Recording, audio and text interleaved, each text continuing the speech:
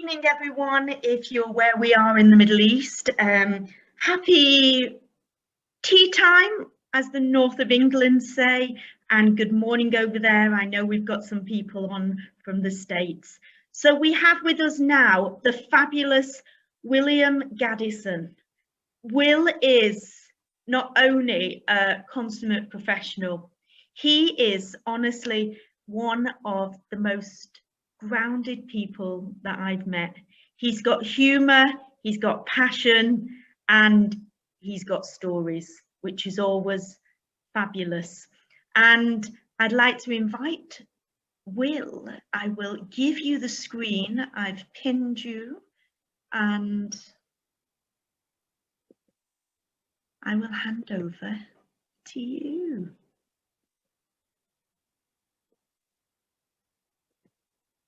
There we go.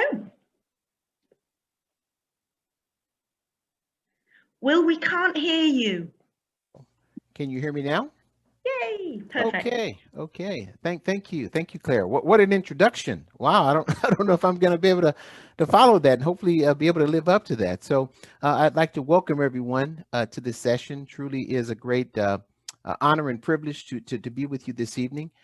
Just to share a few thoughts about what's in an interview. So, I'm going to start with sharing my screen. So if everyone could just type in the chat bar that you can see my screen. Okay, I see some activity there. Okay, excellent.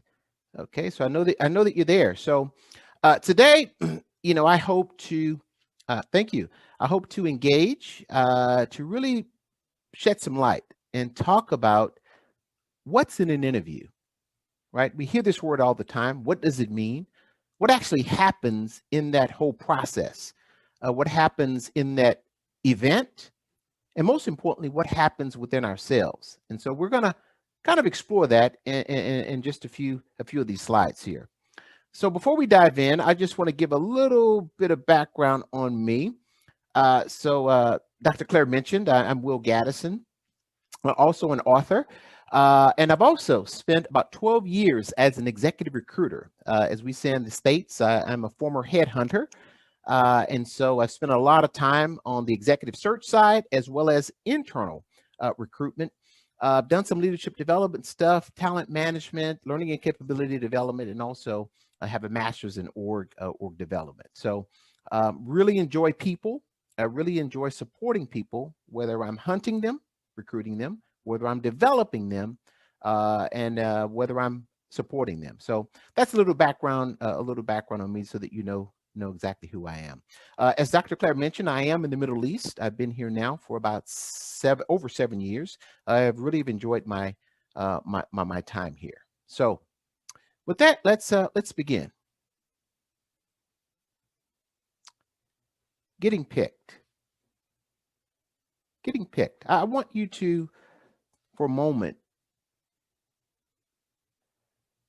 just take a look at this picture.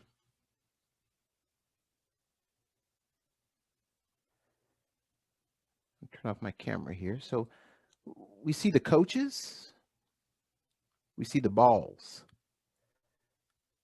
and we see the children. And as I look at the picture, I'm thinking of giving a voice to one of those kids, and he's saying, "I've been waiting weeks for this day." He gets up in the morning, he stretches, he looses himself, and he's thinking, maybe I'll put on my lucky shirt because I'm going to need it. Okay, now a good breakfast. A little nervous, but I've got to be sure that today is the day that I'm going to be the top candidate. I mean, I really need this. Will they select me? Okay, one last look before I head out the door. I reached the field. Looks pretty crowded. There are a lot of other kids there. Okay, let me stand up in front of the coach. Okay, am I tall enough? Am I strong enough? Am I fast enough? Maybe I can smile more. Will I be chosen? Will I be picked? This scene is played out on playgrounds and football fields and ice hockeys all around the world. It's also played out on Zoom calls and in conference rooms, right?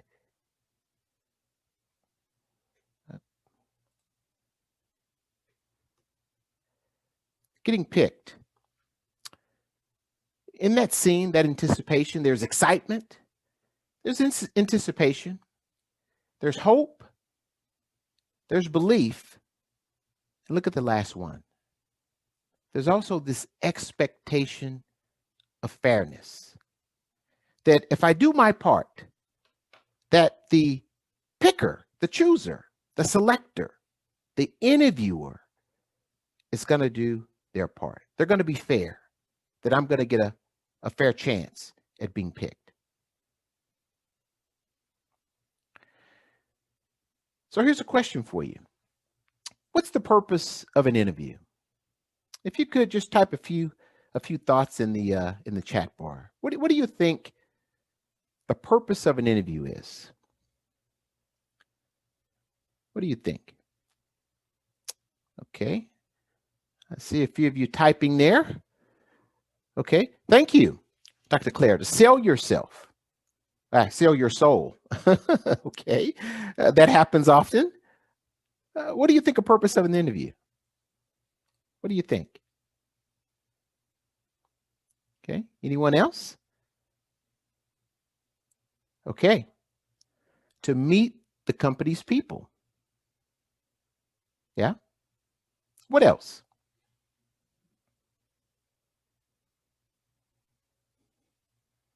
Okay. Thank you, Aman. To observe. Okay. So you want to see what's going on. What are some other thoughts? Okay, here we are.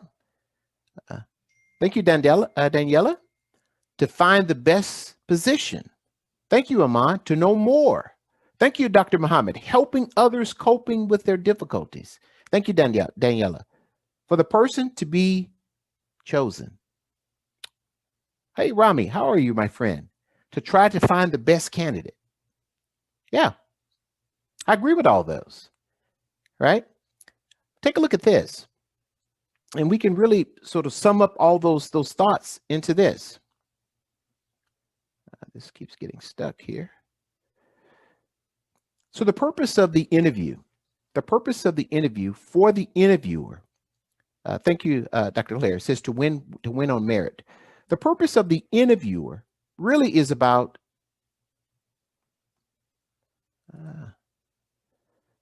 to gather enough information to make a hiring decision. This is the core purpose for the interview. For the interviewer sitting on the other side is to gather enough information. Now, the interviewee, of course, their role, their job, their assignment is to provide enough information so that that hiring authority can make a good decision about the interview. So what is an interview? And I looked this up, right? And it's an interesting word. I don't speak French, so someone please chime in to help me here. So interview, according to Google, comes from the word, I think it's entrevue. That's my French accent. And if you divide it up, it actually means between. And the second part of that word is to see. Now that begs the question. To see between what?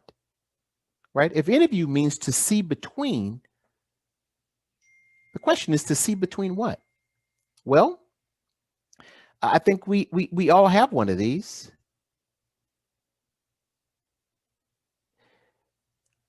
It's actually your CV, right? So we've heard of that term, seeing between the lines, right? So the purpose of the interview. So think about it. The hiring manager has a CV, right?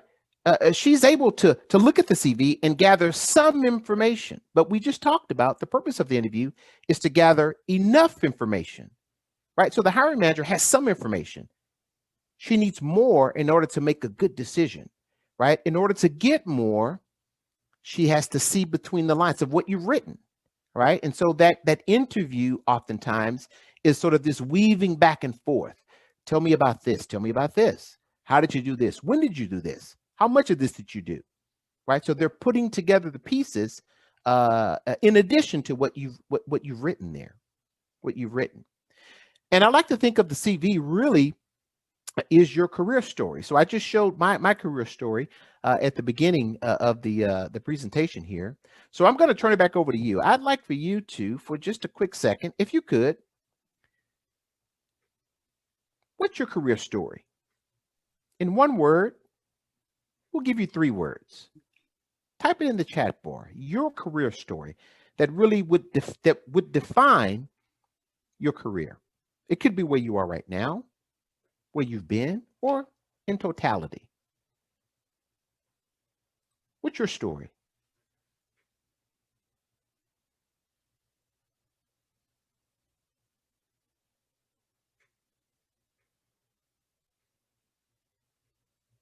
Okay, see a few of you typing. Okay, that's okay. Yeah, so one word is not enough. So Dr. Claire says, enabling potential of people and organizations. Wow. It's powerful. Sounds like a mission statement there. What about you? What's your career story? Thank you, Rami. Dr. Muhammad. Okay. Dr. Muhammad says helping students to be better teachers. Powerful. Powerful. Some others? What's your story?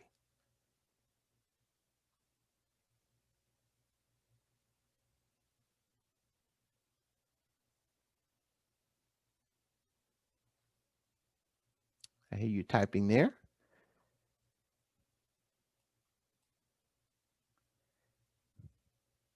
Okay, any others? Okay. Said, thank you, Daniela. I hope I'm pronouncing the name correctly, Daniela. Enable the development of people's potential and their ability to co-create the future. Woo! I got chills on that one. Nice one. Right? Iman says, bringing signature strength with signature presence. Oof, I'm stealing that one. Thank you very much. Nice one. All right, Dr. Claire says, love the co-creation, systemic impact. Beautiful, beautiful. Right? So this is what the CV is for. The purpose of it is really just to give a glimpse, or said another way, to provide more information about the candidate's background. Right? But here's the question, though. How do we effectively interview without being biased? Right? We have the CV, we hear the story, right? But how do we effectively gather the information and then not make a judgment on the candidate's background? Right? And so I've come up with this quick sort of model here. And I've divided it up into 2 sections. So assume and decide, and curiosity and evaluate. So if you look at the 2 on the left side, assume and decide, right? During the interview, we get some information, but oftentimes we assume and we decide, which only gives us partial results, right? We make a decision based on incomplete information.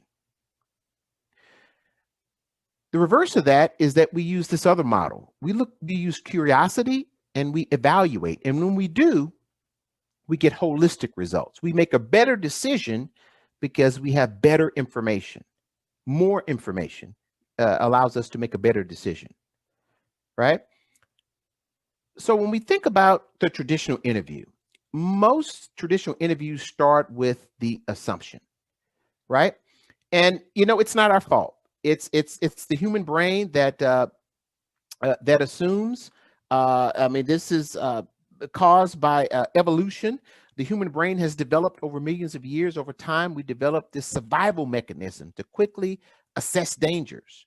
And part of our ability to make quick assessments or assumptions has helped to keep us alive, right? I think Daniel Kahneman said it best in his book, Thinking Fast and Slow. He talks about system 1 thinking, right? System one is the brain's fast, automatic, intuitive approach. It's the preparedness to perceive the world around us. Over time, this response becomes automatic, right? And without us even knowing, we just make quick decisions. Now, if you think about the human brain, I think I read somewhere that every few seconds, the human brain unconsciously takes in about 11 million pieces of information. However, it can only process 40 pieces at a time. So, to be efficient, what does the brain do? It looks for patterns, right? And so when I think about this, I always think of, when you have one sock and you're looking for that matching sock, that's what the brain is doing. It's just looking for the socks. It's just quickly going through the drawer, removing those socks that don't match, right? And this actually shows up in our interviews, right? So these biases come in, right? So a candidate comes in and the brain is doing what? It's looking for a match. Where have I met someone like this before? I've spoken with someone who sounds like this person, right? And those biases, without us even knowing, they start to filter in. They start to, first impression bias. Ooh, the way they spoke to me when they came in. I've seen that before. That person's a good match. The similar to me bias. Oh, you have no hair like me. I trust you now, right? Nonverbal bias. The way this person shook my hand. Oh, they don't make good eye contact, right? What are we doing? I've seen someone like this on television, or I heard a song like this, or I met someone like this, right? Again, the brain is doing this subconsciously, right? And what happens when we feel danger? We get that sort of gut instinct. We may have a physical reaction. I don't trust this person. I just feel it in my bones. There's something about this person, right? Those biases are coming in. Now, here's the question. What's the result of all this, right? As we sit in those interviews across from others that we don't know, we've got their resume and we're trying to understand their story. But these biases, these thoughts are coming in. I have a question for you. Can someone guess this phrase? You can unmute your phone if you'd like. Unmute your microphone. What does that phrase say? Jumping to conclusions. Yeah. Jumping to conclusions. Okay. Well,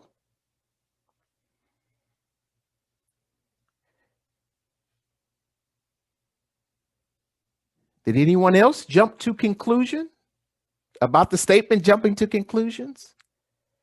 Right. So this happens in our brains automatically, right? We see a pattern and we do what?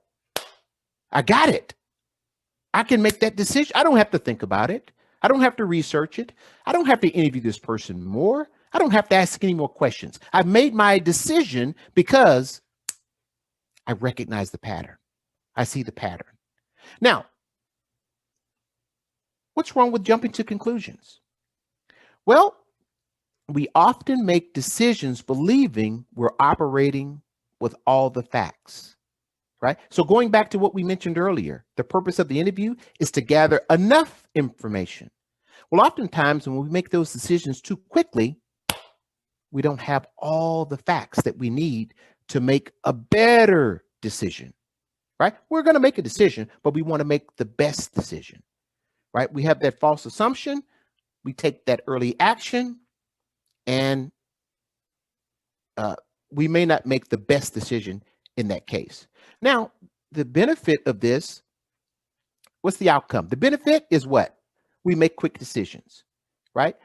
We've survived another day on the plane. We've survived the lion because we recognized the lion very quickly. We made a quick decision. The consequence, though, is that oftentimes, if we took a little bit more time, if we just asked one more question, if we got to know the person that was in front of us that we were interviewing, we could make a better decision. We could make a better decision, right? So I have an example here that that I want to show you in terms of one of those biases that we looked at just a moment ago, right? So this one is the contrast effect, right? So it's actually the most common bias that most of us deal with when we conduct interviews, right? And so what happens in the contrast effect is that whenever there's multiple candidates interviewed for the same position, unknowingly, subconsciously, what we start to do, instead of evaluating the person's skills, we start comparing each candidate against the other candidate, right? Look at some of the research. Look what happened here. Harvard Business School did some research.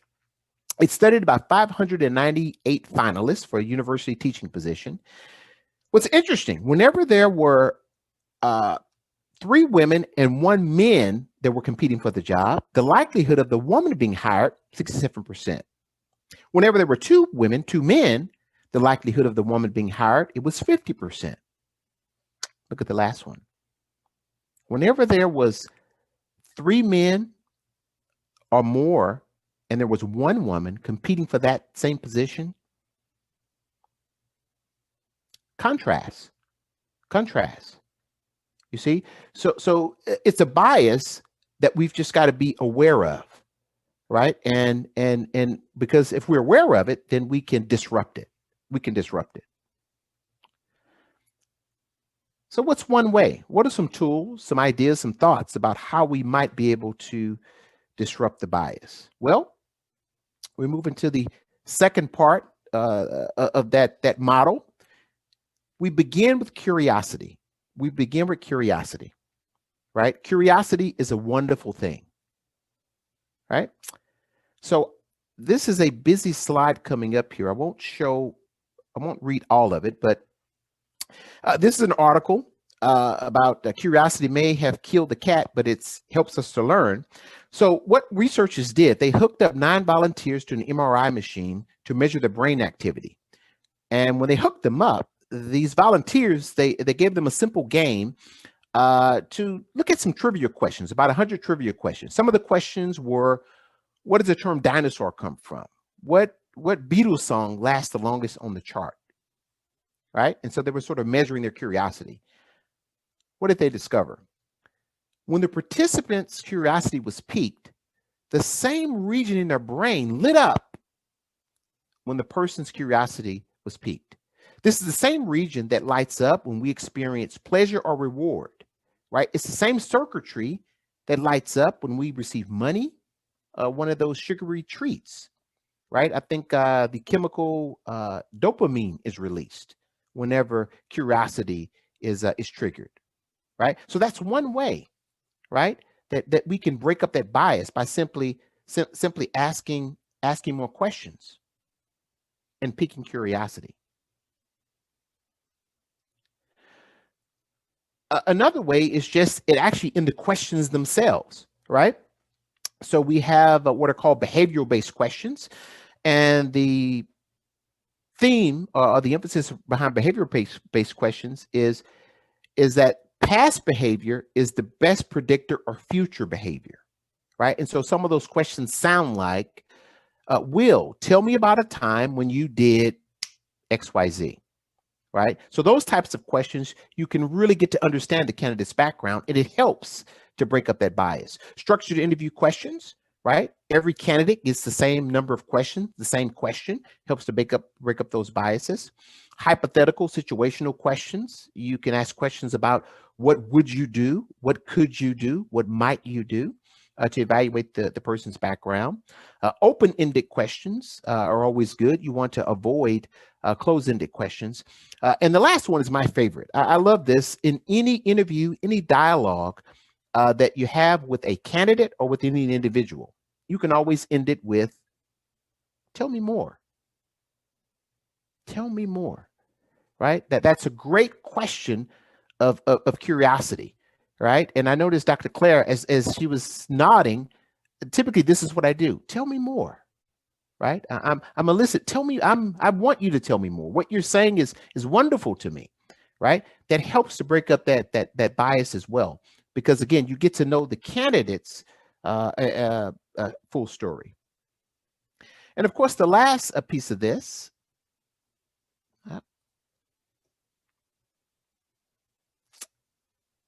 is evaluate, right? You want to evaluate, not decide, but evaluate, right? And what are you evaluating? Well, you're looking at the role that you're interviewing the candidate for, plus you're looking at the candidate's KSAs. KSA is not Kingdom of Saudi Arabia. That means knowledge, skills, and abilities, right? And when you combine both of those, you evaluate the role plus skills and not the person.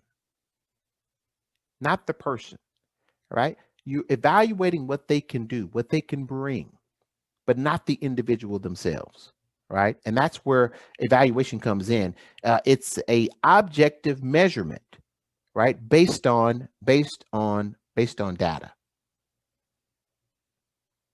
Okay, and I'll open it up for questions here in just a moment. I know I'm running short of time here.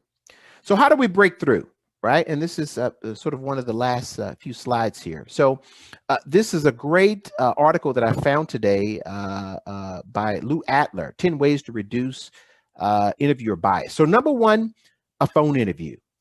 It's interesting. I heard about a story that one of these symphony orchestras was trying to increase the diversity in their instrument players, their orchestra players.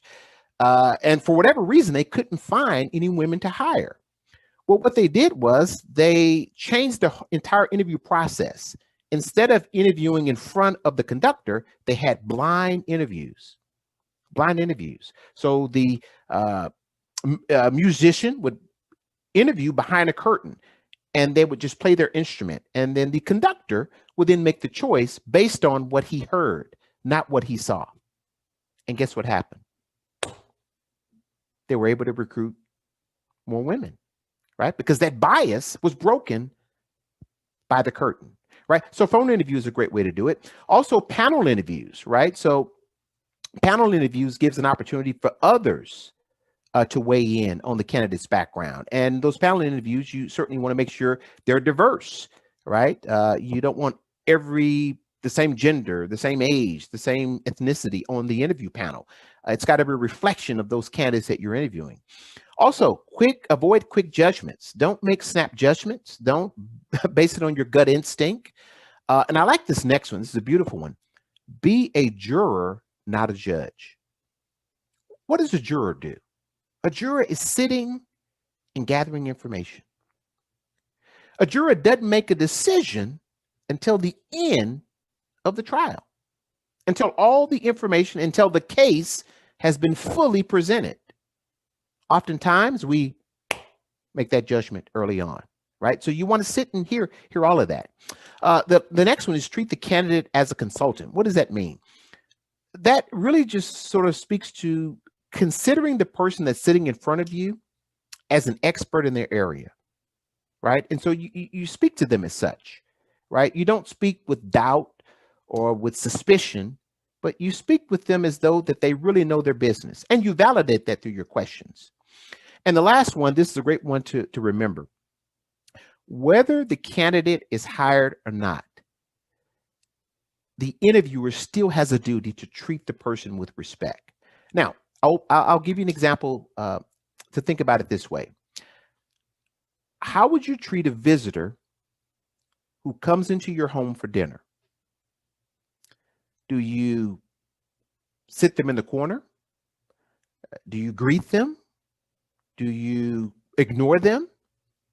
When they leave, do you tell them goodbye and close the door immediately after? A visitor, you show respect, you show patience, you show understanding. You get them a cold glass of water. You give them the best seat. And when that visit is over, you ensure that they exit safely and they have a good memory of that visit. The same is true when the candidate is coming in. Essentially, they're coming to, quote unquote, your house, right? And so whether the person is hired or not, every interviewer has a duty to treat that candidate with respect.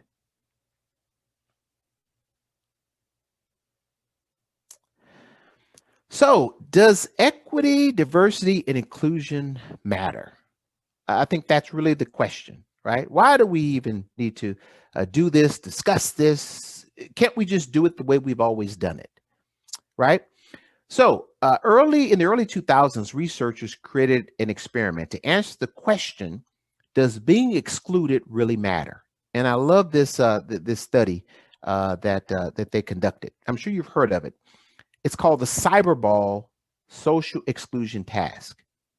So, what they did, the researchers recruited some volunteers, and they hooked these volunteers up to an MRI machine, right? And when the volunteers were hooked up, they gave the volunteers a controller, and they were going to play a simple game of cyberball, which essentially was a catch back and forth. So A would throw the ball to B, and B would throw it to C, right? Simple game. They started the game while they were hooked up to the MRI machine. Well, halfway through the game, something interesting happened. Player B stopped throwing the ball to player A. Player B continued to throw the ball to player C. And they threw the ball back and forth to one another, B to C, C to B. And while this happened, player A was watching, seeing that they were being excluded from the ball game. And when this occurred, the researchers started watching. And here's what they discovered. The same region in the brain that lights up when we're experiencing physical pain is the same region that lit up when the person was being excluded. You know, when we have a toothache, the brain sends the signal that something is wrong. That same region lit up when the person was being excluded. So I love to ask this question. How productive could you be in your work if you had a toothache? If you had a stomach ache? Could you be all that you could be? Could you be as creative as you could be? Could you work as diligently and as effectively and as hard as you can if you're experiencing pain? The same thing happens when an individual is being excluded. To the brain, it makes no distinction. The brain is sending a signal. Something is wrong. This is why equity, diversity, and inclusion matters, because we need absolutely everyone to give their very, very best, to give their very, very best. So I want to end my talk with the shoe story. This is a story I've been telling for years, and I get an opportunity to tell you the shoe story. It's just a great way to think about some things as we move forward. So here's the story. There was a shoe company, a big shoe company, that wanted to open a shoe store in a shoe salesman. And the shoe salesman assignment was very, very simple. Go to this new town and open a shoe store. Very, very simple.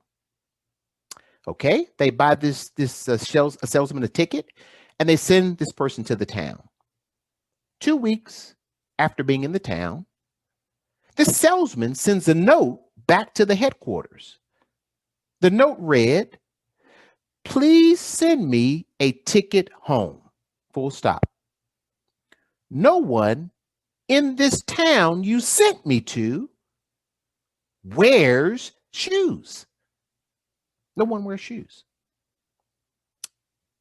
Okay, executives read the note. They didn't understand it, but fine. They buy him a ticket and they send this salesman home. But the company didn't want to give up. So they hired a second shoe salesman. And her assignment was the same. Go to that town and open a shoe store. 1 week. 1 week after being there, she sends a note back to the headquarters. The note read, "Please send me every pair of shoes that you have." because no one here wears shoes. Do you see the difference? Do you see the difference? The first person missed his opportunity, but the second person seized it. Leonard Ravenhill said once that opportunities of a lifetime must be seized in the lifetime of the opportunity.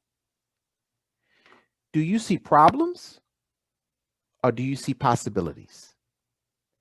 Do you see obstacles or do you see opportunities? Whether you include or exclude is an opportunity that you have before you. And ultimately,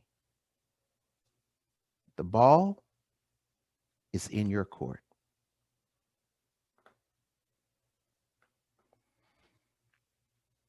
Thank you. Thank you.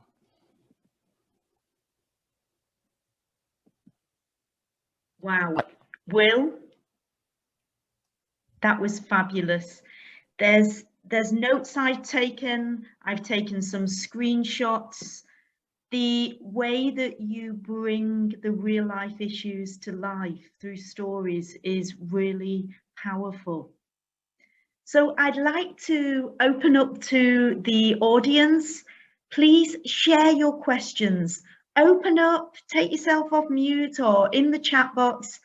What are you curious about? What questions have you got? What's your biggest learning from what Will's presented today?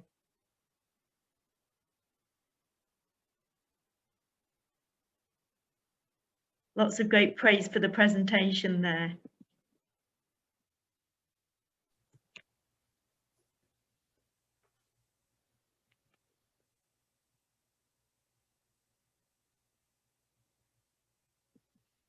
Any questions, any curiosity? Yes, I can go ahead with that. So first of all, Will, my great classmate, my friend, it was really great. You know, it was like a PhD season. You know, actually, I'm heading to the airport, but I couldn't miss your presentation. It was really, it was really great. I'm just heading toward that. I just want to share one of my past experiences about the interview. It was, you know, the thing that you were mentioning just reminded me this important fact, because in all interviews, there is a common question that, okay, where do you see yourself in 5 years?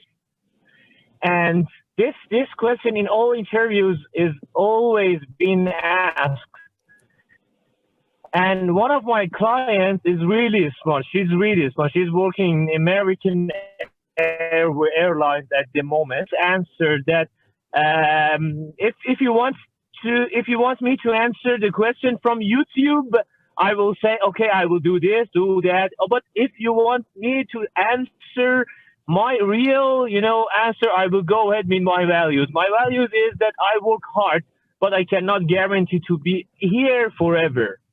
This was a very interesting, at once she was accepted, her application was accepted. It was really awesome from her. And really, thank you, my dear. I really enjoyed a lot. Thank you, my dear. Thank you, Iman. Be safe, my friend, and safe travels. Yes, thank you, my dear. Thank you, my friend. Any other questions or comments for Will?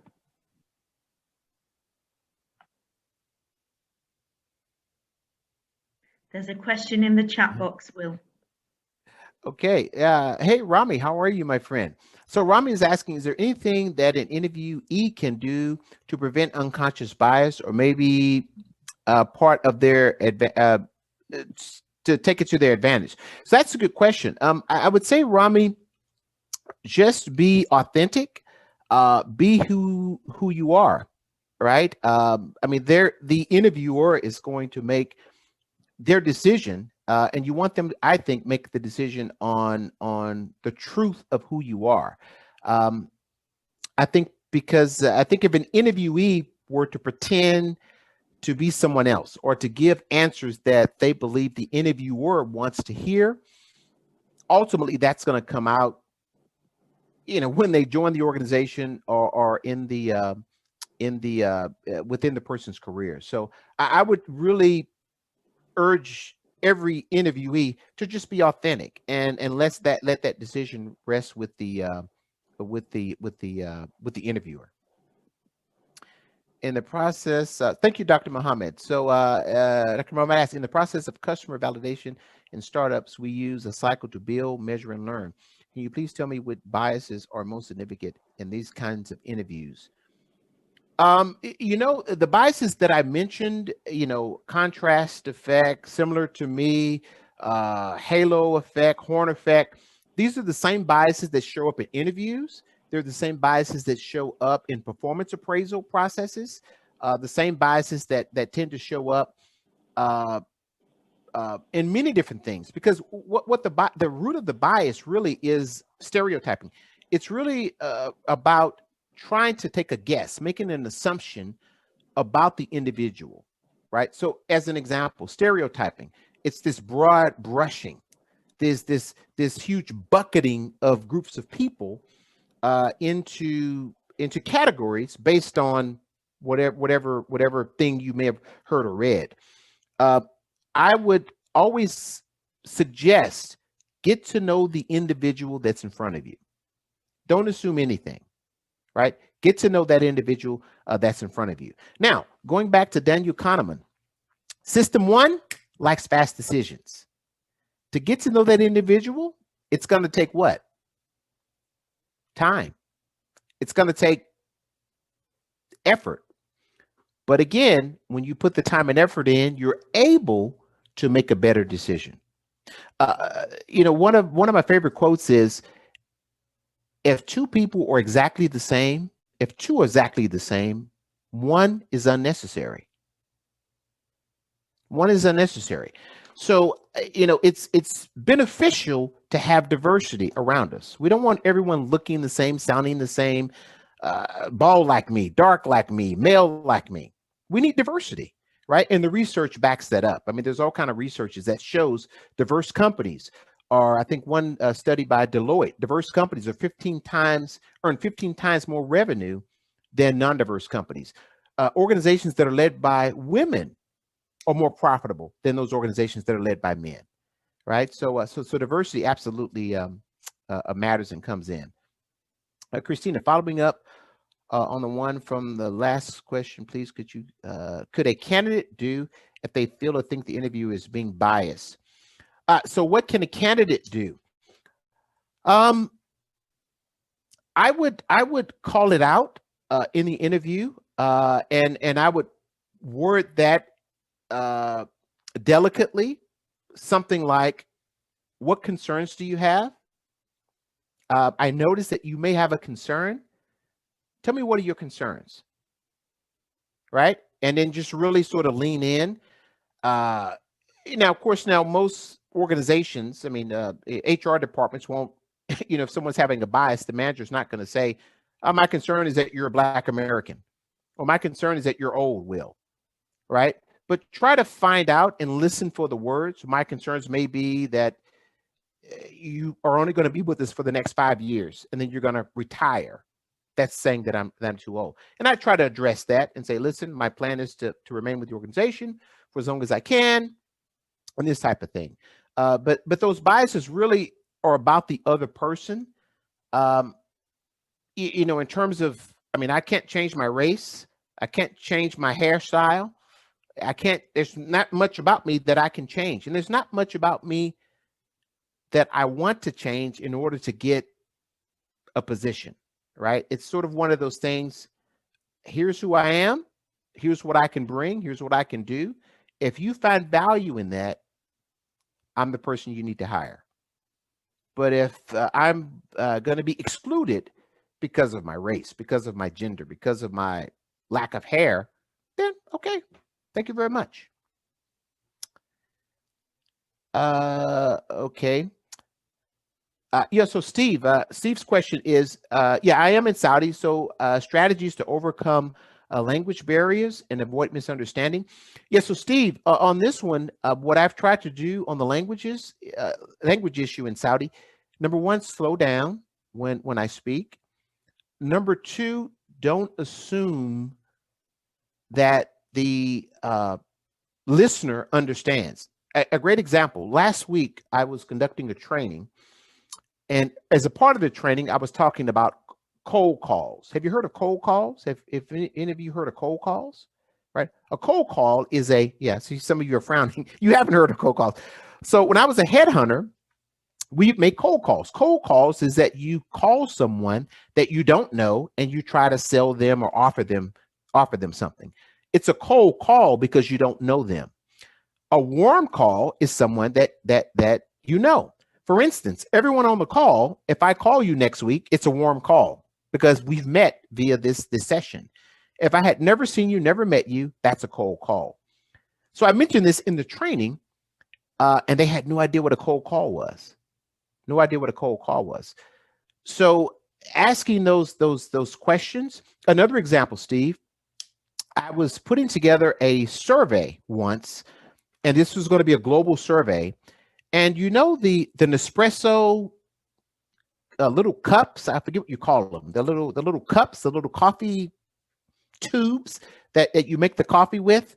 Type in the chat bar. You know the name of them. Please, capsules. Thank you, Dr. Claire. Thank you. I think they're called capsules. Well, they're here in the state. They're in the States. They're here in Saudi. Everyone uses them.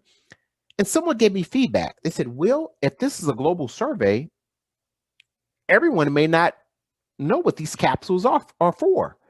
I say everyone knows what these capsules are. What do you mean? This is Nespresso. It's delicious. It's wonderful. It's warm. It's Nespresso. So I checked in with a colleague in India, and before I said anything, I just put the picture up. I said, can you tell me what this is? She had no idea. I checked with a colleague that works in Asia. I pulled the picture up. Hey, question. Can you tell me what this is? And this individual thought it was candy. Right? So going back to that assumption, it's a long answer, Steve, but we can't assume, and this is what I've had to learn, we can't assume that everyone understands the euphemisms, the wording that I or anyone uses. Slow down and try to use plain English. Yeah. I tend to talk a lot, so. Okay. Any more questions? Hope I didn't miss any. Okay, Rami. I will. Hey, how are you? How are you? How are you? Very well. Good to see you. I'm just awesome just being able to see you. Oh my good, my friend, my dear friend. How are you?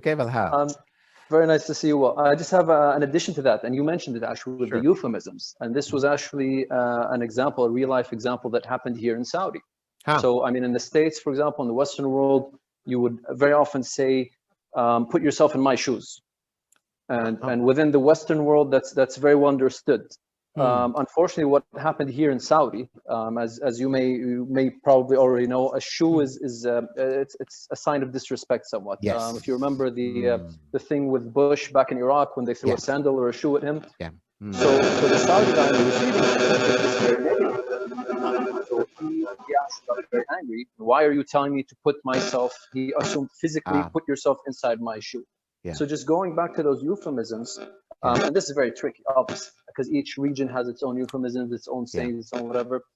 Sometimes you have to just be very careful with the language and understand that the other side may not fully understand you. Once again, don't assume that the other party is going to understand what you mean. Yeah. Thank you for sharing that, Rami. And Steve has also mentioned, Steve is saying also his experience, and it's important to identify potential areas of misunderstanding in advance. This is so true, Steve. Right. So that sort of pre-work and just use plain English. So very, very, very good discussion. Very good discussion. I think Samantha's saying, no, I don't speak Arabic. I speak Arablish, Arabic and English. It's kind of a mixed up version of that. Okay.